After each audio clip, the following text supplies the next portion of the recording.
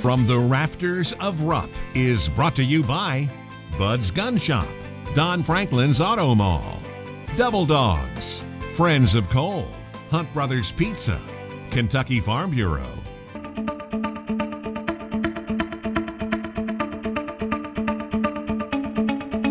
All right, Dan, Batavia, Illinois, a population of just over 20,000, produces two pro athletes that are born pretty much within the same year, 6 months of each other, and you also lived on the same block. How's that happen?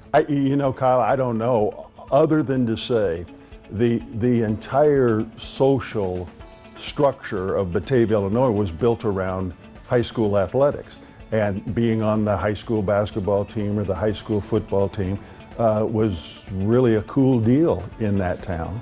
The amazing thing about Kenny Anderson is that he went to college on a half basketball, half academic scholarship and wound up playing with the Bengals for 15 years.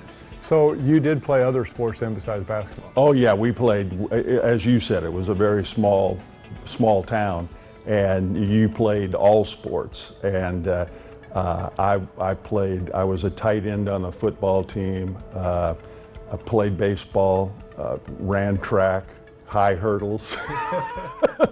But then my senior year, when it became apparent that I could get a scholarship, I concentrated on basketball. If you would kind of talk me through then the recruiting process, what other schools were looking at you and recruiting you? Well, Batavia's right outside of Chicago, Big Ten country. I took 5 recruiting trips. One was Iowa, one was Wisconsin, one was Illinois, one was Northwestern, and the 5th one was Kentucky. I signed a Big Ten letter to go to Wisconsin. And then because Kentucky's first 2 choices went elsewhere, that's when Coach Hall really turned up the recruiting pressure. So the decisive factor of you coming to the University of Kentucky was the fact that 2 other players didn't come.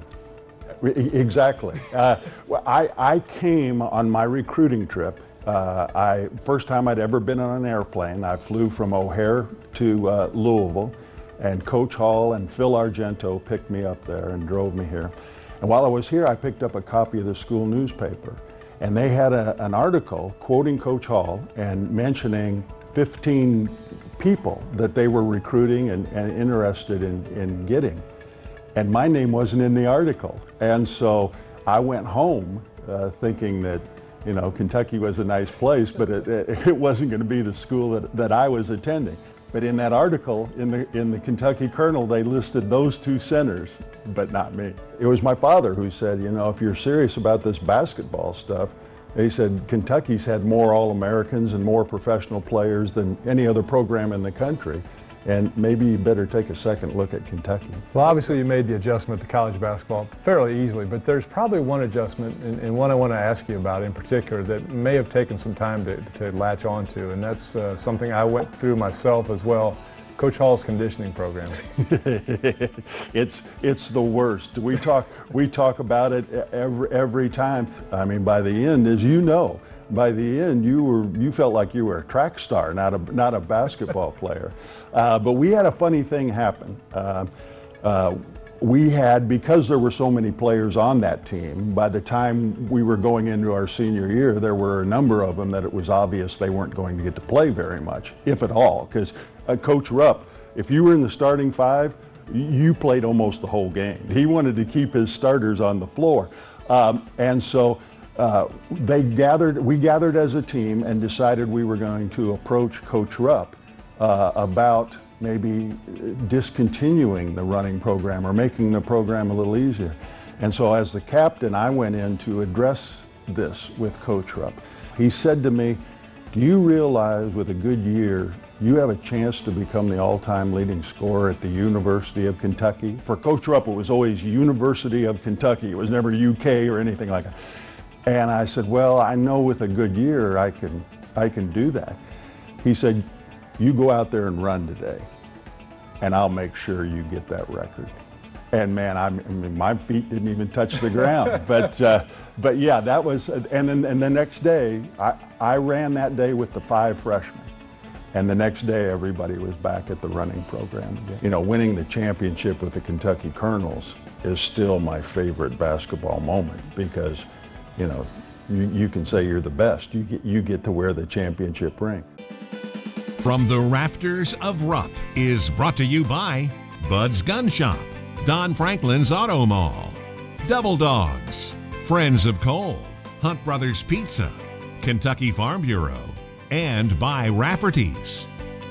What do you recall about the game against Ole Miss when you set the scoring record with 53 points? The thing I remember most about that game was my dad was there.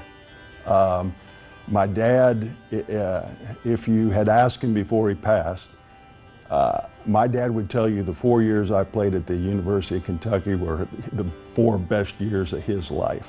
And he set out to make 2 or 3 road trips a year so that, you know, by the end of my career, he would have visited most of the schools that we played at.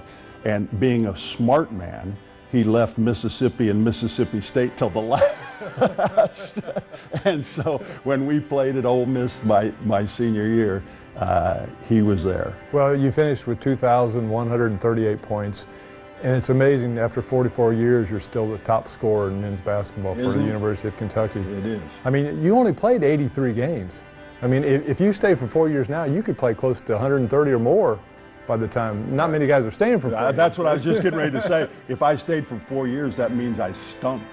But aren't you surprised a little bit at 44 years I'm shocked. Not so much now. I think now that record might stand for a while because of what you just alluded to. I mean, anybody good enough to score that many points is going to be long gone before they get to that total.